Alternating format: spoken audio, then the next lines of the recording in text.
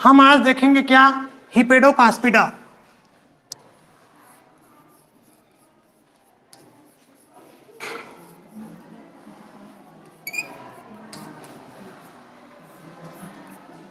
तो हम देखेंगे हिपेडोकास्पिडा। इसे जी पानी डाल के पोंछना बढ़िया से, चूना वगैरह है वो पूरा निकल जाएगा, तो ये क्लीन दिखेगा, है ना। फिर उसके बाद में अब ये सब डस्ट रहता है ना, डस्टर में ये पूरा निकाल के रखना, क्योंकि ये फिर डालने से फिर ये व्हाइट हो जाता है, मतलब नहीं होता मिटाने का, है ना। आप देखेंगे, देखो तो हिपेडोकास्पिडा का, है ना, ये कैसा होता है, डॉर्सी वेंट्रल गेमेटोफाइटिक थैलस होते हैं। ब्रायोफाइट कैसा होता है, डॉर्सी वेंट्रल, ये आपका होता है डॉर्सी वेंट्रल गेमेटोफाइटिक,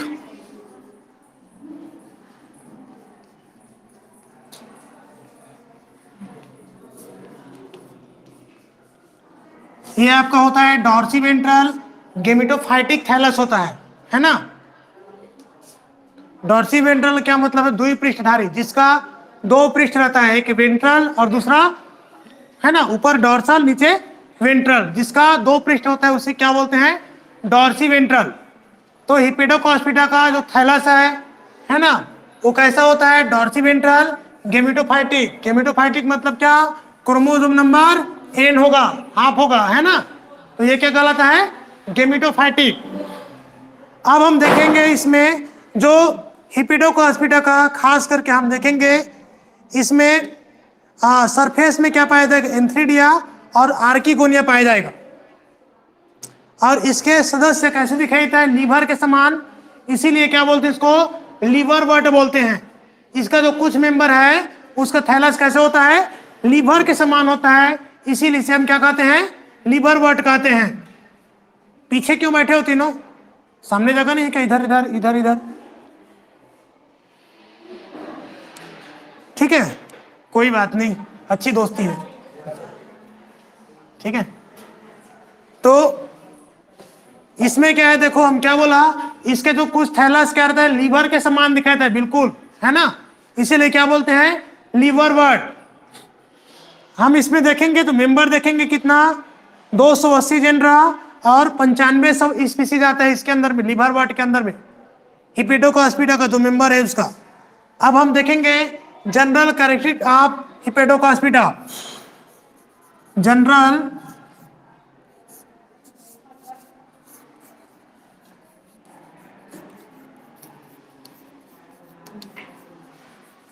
हिपेडोकास्पिडा,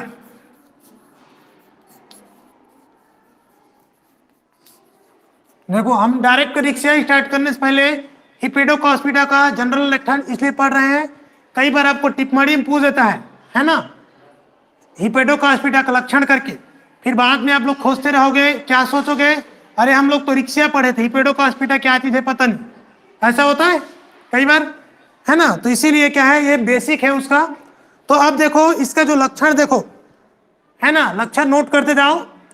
इसका जो मेंबर होता है, मेंबर कहां पाता है, छायादार स्थान पे, है ना।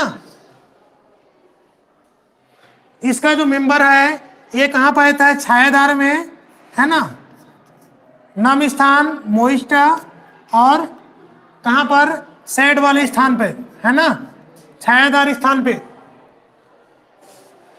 है ना, नम और छायादार स्थान में इसका जो मेंबर है वो पाया जाता है।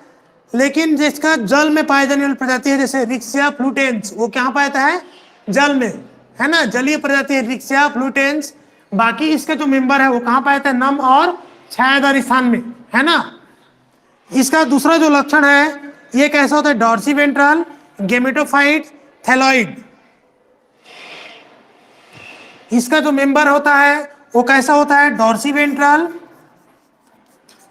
वेंट्रल थैलॉइड गेमेटोफाइटिक, और कैसा होता है, थैलॉइड। लेकिन कभी कभी क्या होता है, लीफ लाइक अपेंडेज पाया जाता है, पत्ती नुमा भी संरचना पाया जाता है कभी कभी, इनमें क्या पाया जाता है, कभी कभी लीफ लाइक, देखो सम टाइम क्या पाए थे इनमें, लीप लाइक अपेंडेंस, लीप नहीं है ना, लेकिन याद रखना सिर्फ क्या पाया था, लीप लाइक अपेंडेंस।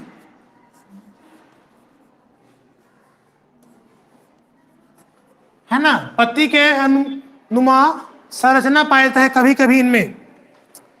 अब हम देखेंगे इसका जो मेंबर है वो क्या रहता है, गेमेटोफाइटिक, है ना, जो क्या रहता है, तो जोन विभक्त रहते हैं। जो थैलस क्या रहता है इसका, जो गेमेटोफाइटिक थैलस, इसके थैलस दो जोन में विभाजित रहता है।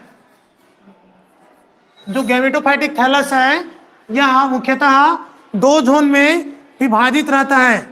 अब देखो क्या क्या जोन रहता है, अपर जोन को क्या बोलते हैं, फोटोसिंथेटिक रीजन, और लोअर को स्टोरेज रीजन। इस थैलस दो जोन में विभाजित रहता है ना। पहला अपर या फोटोसिंथेटिक रीजन, अपर रीजन क्या, फोटोसिंथेटिक रीजन।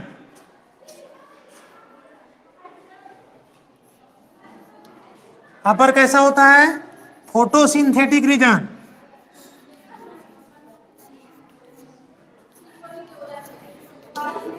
देखो जो फोटोसिंथेटिक रीजन की क्या खासियत है, ये जो अपर रीजन है फोटोसिंथेटिक रीजन, ये क्या करता है, फोटोसिंथेसिस के लिए रहता है ना। यहाँ के जो कोशिकाएं हैं, पेरेंट गैमेटस सेल रहेगा और वहां पास क्लोरोफिल पाया जाता है ना। क्या पाया जाता है जी, क्लोरोफिल पाया जाता है, जिसके बाद इस जोन क्या करता है, फोटोसिंथेसिस से काम होता है। दूसरा चीज है लोअर जोन या स्टोरेज रीजन, दूसरा लोअर, और ये क्या होता है आपका, स्टोरेज रीजन, है ना। तो इस प्रकार इसका जो थैलस है, जो डॉर्सी वेंट्रल थैलस है, यह दो जोन में डिवाइड रहता है। अगर हम थैलस का सेक्शन काटेंगे, देखो मैं जनरली एक किसी भी के सेक्शन बनाऊं तो इस प्रकार ये दो जोन में अगर सेक्शन काटेंगे तो दो जोन, ऊपर के जोन में देखो किस प्रकार जो संरचना आपको देखने को मिलेगा।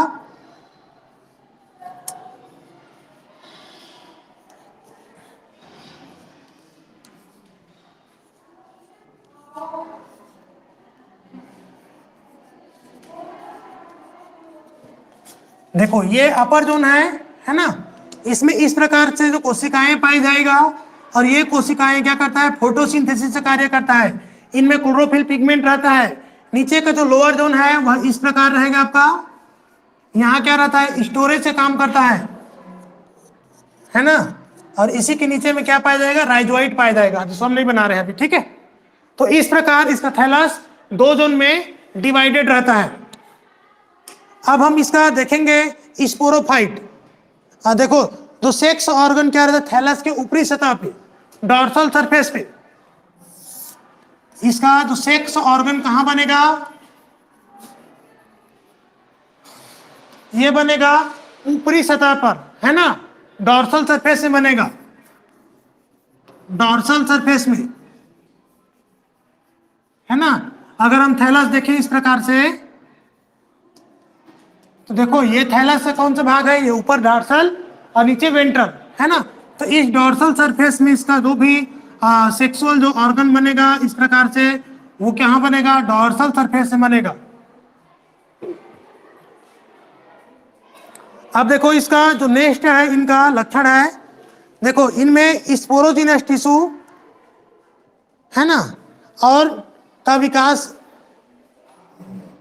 इसका देखो जो स्पोरोफाइट है ना, इसका स्पोरोफाइट कहाँ बनेगा, देखो मैं क्या बताया था, डॉर्सल सिस्टम में, है ना। तो इसका हम देखेंगे जो स्पोरो सेक्स ऑर्गन कहाँ बना, डॉर्सल सरफेस में।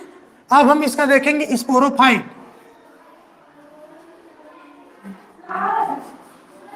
स्पोरोफाइट को मैं क्या बताया था उस दिन, फूट, सीटा और कैप्सूल में विभेदित होगा। क्या क्या विभेदित होगा, फूट, सीटा और कैप्सूल, है ना। फूट, सीटा और कैप्सूल में विभेदित होगा इसका स्पोरोफाइटिक संरचना।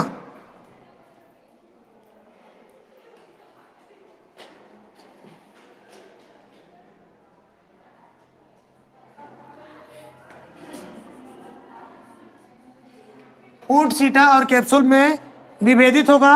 अब हम देखेंगे इनमें जो स्पोरोजिनस टिश्यू का विकास कहां से होगा, एंडोथीसियम से होगा। इनमें जो स्पोरोजिनस टिश्यू का विकास कहां से होगा? एंडोथीसियम से।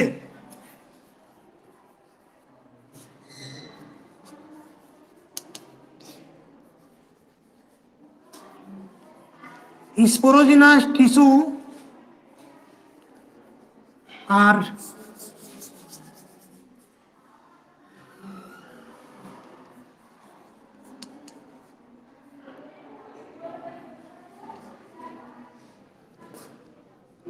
एंडोथीसियम से होगा, है ना। देखो इसका जो स्पोरोजिनस टिश्यू है एंडोथीसियम से निर्माण होगा।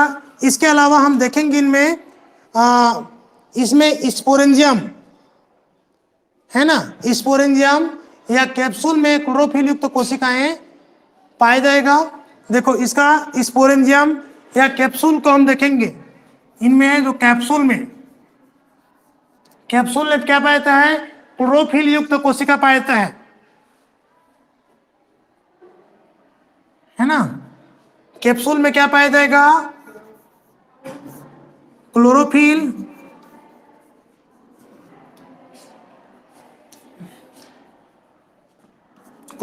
सेल। और क्या ऑप्शन रहेगा? स्टोमेटा ऑप्शन रहेगा, है ना। इनके कैप्सूल में क्या है? क्लोरोफिल युक्त कोशिका पाया जाता है। उसी से क्या करता है, तभी तो ये जो स्पोरोफाइट है वो आंशिक रूप से किस में डिपेंड रहता है? गेमेटोफाइट प्लांट बॉडी पर, है ना।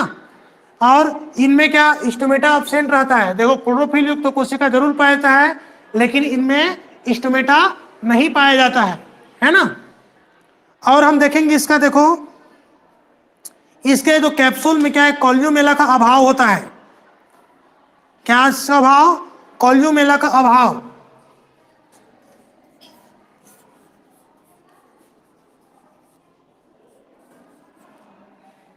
इस कॉल्यूमेला का क्या होता है? अभाव होता है। कहां पास? कैप्सूल में, ठीक है। और देखेंगे इसमें, देखो इसमें स्पोरोजिनस टिश्यू, है ना, कहां पास है? वो इलेटर्स का निर्माण होता है। देखो इनमें इलेटर्स का निर्माण किससे होगा? स्पोरोजिनस टिश्यू से। देखो जो इलेटर्स है इसका निर्माण किससे होगा? स्पोरोजिनस टिश्यू से। ऐसे लिख लो, elaters developed by sporogenous tissue.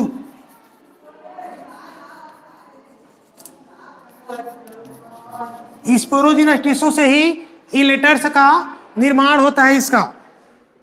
इसके अलावा हम यहां पर देखें तो कैप्सूल का जो विस्फोटन है ना, वो कैसा होता है? कैप्सूल वाल के फटने से होता है ना। कैप्सूल का विस्फोटन है वह फूटे किसका? कैप्सूल वाल के फटने से। अब देखो इसमें का एग्जाम्पल में लिख लो, रिक्सिया, मार्केंसिया, पेलिया,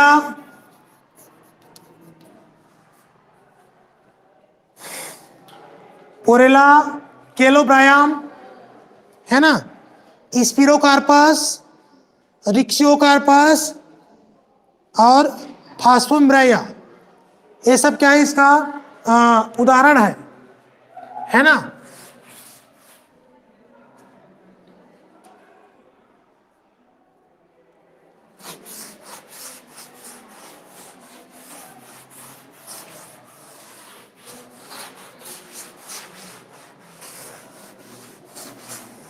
पूरा सफेदी की झनकार है ये। इसका डस्ट को पूरा झड़ा के रखना दूसरे दिन से, ठीक है। अब देखो इसका डायग्राम बना लेना कुछ मेंबर का। जैसे इस प्रकार आपको रिक्सिया का देखने को मिलेगा।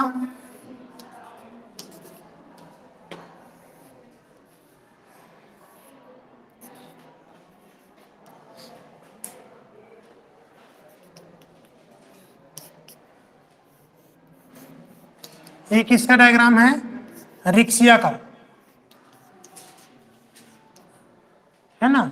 इसी तरीके से मार्केंसिया बनाओगे तो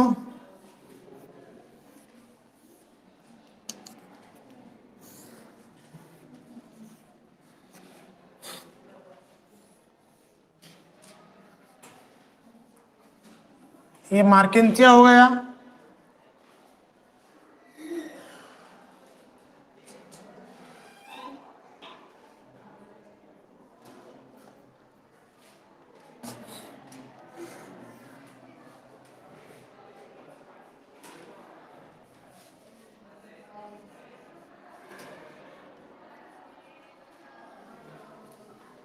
देखो ये इंथ्रिडियम है और ये आर्किगोनियम, है ना।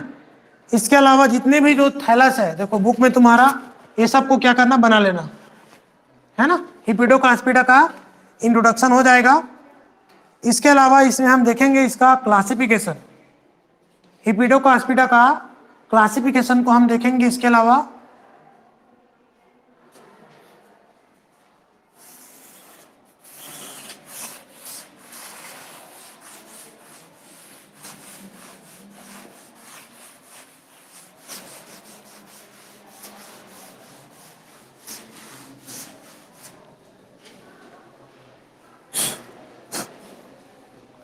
तो हम देखेंगे classification of हिपिडोकास्पिडा।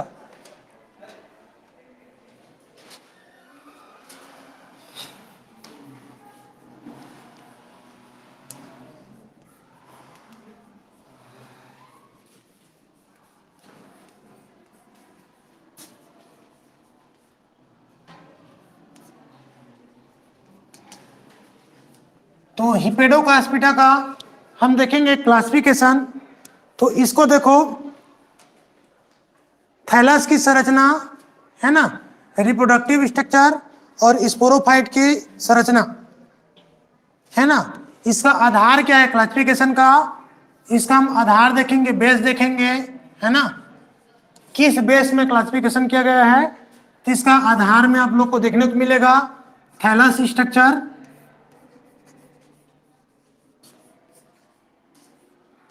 Thallus structure, reproductive structure,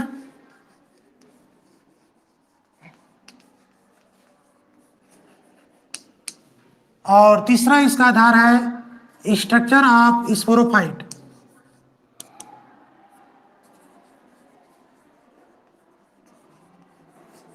है ना। इन्हीं संरचनाओं के बेस में हिपिडोकास्पिडा को पुनः क्लासिफिकेशन किया गया है। तो इनका क्लासिफिकेशन आपको देखने को मिल जाएगा।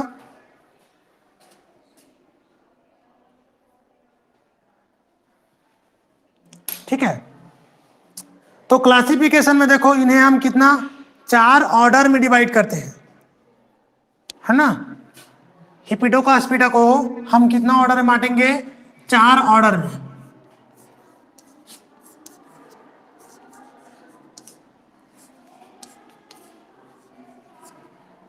तो हिपेडोकास्पिडा का हम देखेंगे 4 ऑर्डर में बांटेंगे। ये सब इसका क्या है, ऑर्डर है।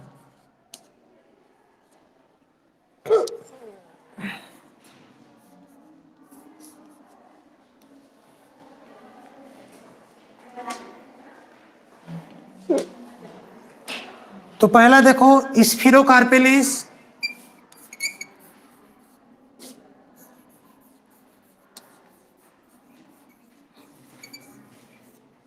दूसरा है मार्केंसियलिस,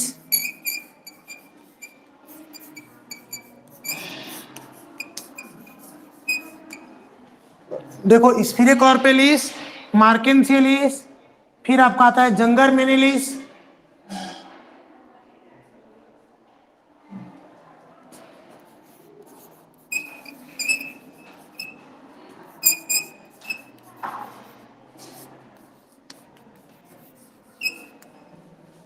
और लास्ट आता है केलोब्रायल्स,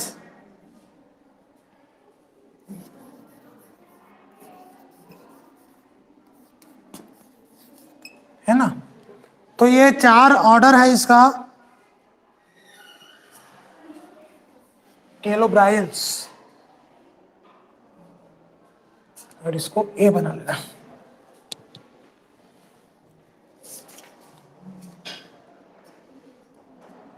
ठीक है, इसका 4 ऑर्डर बताया मैं, और चारों ऑर्डर का आप लोग लक्षण लिख लो।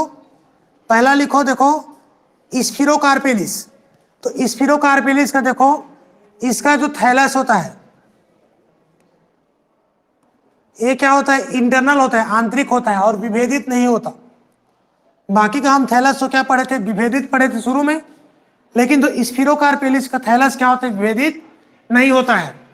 स्फीरोकार्पेलिस लिख के लिखो लक्षण, इसका थैलस क्या होता है, आंतरिक होता है और विभेदित नहीं होता है। दूसरा लक्षण लिखो, जो रिप्रोडक्टिव स्ट्रक्चर है वो क्या होता है, इन्वेलुकुलर में ढके होते हैं। इसका जो रिप्रोडक्टिव संरचना है वह इन्वेलुकुलर में ढके होता है। इसका तीसरा देखो, आर्किगोनियम की ग्रीवा में कोशिकाओं की संख्या कितना होता है, 6 उदग्र पंक्तियां होते हैं। जो आर्किगोनियम जो रहता है इसका, है ना, जैसे देखो ये होता है आर्किगोनियम, और इसका जो नीक सेल रहता है इस प्रकार है, आर्किगोनियम रहेगा तो नीक सेल में पंक्ति 2 3 4 5 और 6 सेल का पंक्ति रहेगा। ठीक है, इस प्रकार से 6 सेल का क्या रहता है, आर्किगोनियम में पंक्ति रहता है। उसके नीक सेल का जो संख्या कितना रहता है, 6 रहता है। अब इसमें देखो फैमिली इसमें लिख लो, स्फीरोकार्पेसी। इसमें इंक्लूडेड जो फैमिली है इसे हम बोलते हैं स्फीरोकार्पेसी,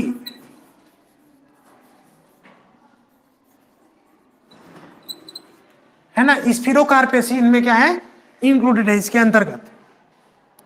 इसका एग्जांपल लिख लो, स्फीरोकार्पस। स्फीरोकार्पेसी फैमिली के एग्जांपल है स्फीरोकार्पस। हम दूसरा जो ऑर्डर देखेंगे मार्केंशियलिस, और मार्केंशियलिस ऑर्डर को हम डिटेल भी पढ़ेंगे इसका, है ना। मार्केंशियलिस ऑर्डर का पहला लक्षण है, इसका थैलस आंतरिक रूप से विभेदित होता है 2 जोन में। कौन कौन जोन बताया था मैं, फोटोसिंथेटिक और दूसरा स्टोरेज जोन में। तो मार्केंशियलिस फैमिली का जो थैलस है वो क्या रहता है, विभेदित रहता है आंतरिक रूप से 2 जोन में, क्या, फोटोसिंथेटिक और दूसरा क्या, स्टोरेज रीजन में। इसमें क्या पाया जाता है, देखो एयर चेंबर पाया जाता है। क्या पाया जाता है, एयर चेंबर पाया जाता है। तो देखो इस प्रकार थैलस है, तो इसमें छोटा छोटा क्या बीच में एयर चेंबर पाया जाता है। इसका तीसरा देखो, आर्किगोनियम के जो ग्रीवा सेल में कितना, 6। इसका भी जो आर्किगोनियम का जो नेक सेल रहता है, ग्रीवा कोशिका है, यहाँ पर कितना, 6 पंक्ति में रहता है, पंक्ति में 6 कोशिका। अब इसमें देखो फैमिली लिख लो, रिक्सियसी और मार्केंशियसी। इसका जो फैमिली लिख लो, इसके अंदर में रिक्सियसी और मार्केंशियसी, है ना। रिक्सियसी और मार्केंशियसी इसका एग्जाम्पल है। रिक्सियसी फैमिली का एग्जाम्पल लिख लो, रिक्सिया, और मार्केंशियसी फैमिली की एग्जाम्पल लिख लो, मार्केंशिया। ठीक है, रिक्सियसिस फैमिली की एग्जाम्पल क्या है, रिक्सिया, और मार्केंशियसी फैमिली का मार्केंशिया।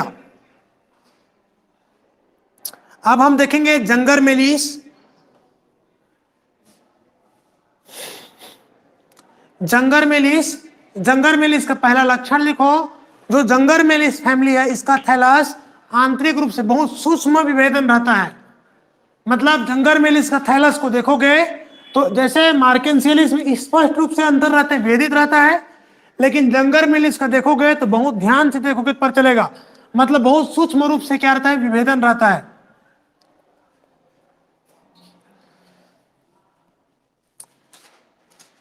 देखो सल्क एवं ट्यूबरकुलेटेड मूलाभास अनुपस्थित रहता है ना। इनमें जो राइजोइड रहता है वह, है ना, सल्क और ट्यूबरकुलेटेड राइजोइड का आभास रहता है। इसमें सिर्फ राइजोइड कैसा रहेगा, स्मूथ वाले राइजोइड पाया जाएगा जंगर मेलिस में। ट्यूबरकुलेटेड राइजोइड का इनमें अभाव होता है, इनमें ट्यूबरकुलेटेड राइजोइड नहीं पाया जाता है। अब देखो जंगर मेलिस का एक और पहचान है, इनके जो आर्किगोनियल जो ग्रीवा है, नेक सेल है, इनमें कितना 5 कोशिका, यहाँ 6 बनाए थे हम, है ना, लेकिन जंगल में इसमें 5 कोशिका पाया जाएगा।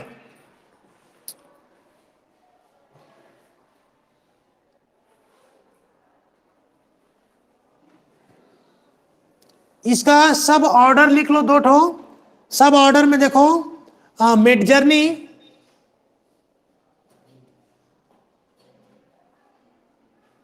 सब ऑर्डर है मिडजर्नी, और मिडजर्नी के अंदर में आपका आएगा पेलियसी फैमिली। मैं थोड़ा सी स्पेस बना लेता हूं इसको।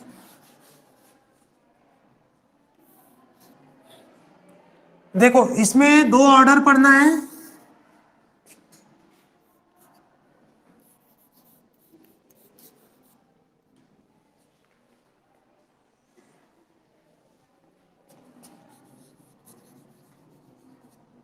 और दूसरा ऑर्डर है इसका जंगर में। है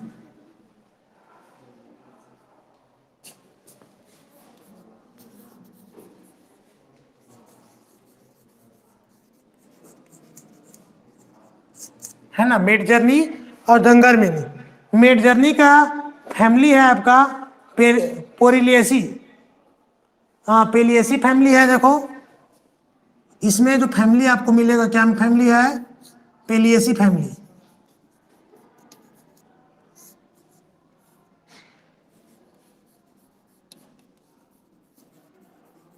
पेलियसी फैमिली, और एग्जाम्पल है इसका पेलिया।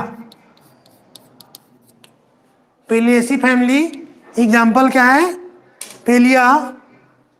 और जंगर मेनी का देखो पोरिलियसी फैमिली। इसमें जो फैमिली मिलेगा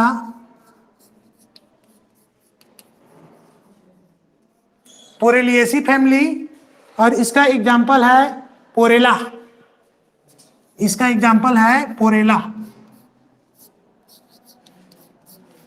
ठीक है, तो ये किसका हो गया, जंगर मिनरल्स का। हम चौथा देखेंगे कैलोब्रायल्स।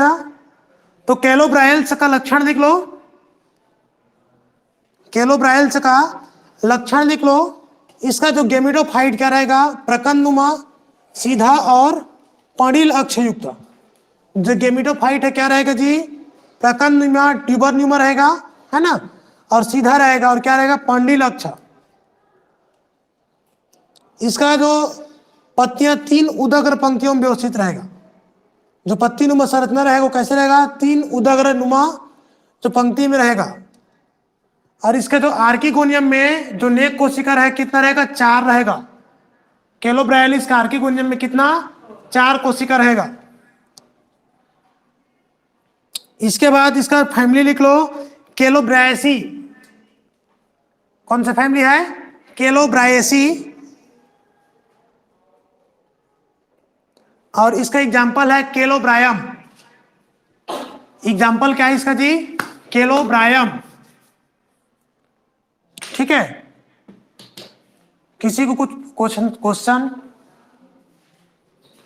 टेस्ट जितना पढ़ा रहा हूं ना इसी में से आएगा, है ना, बाहर से नहीं आएगा टेस्ट में, तो बढ़िया से कर लेना।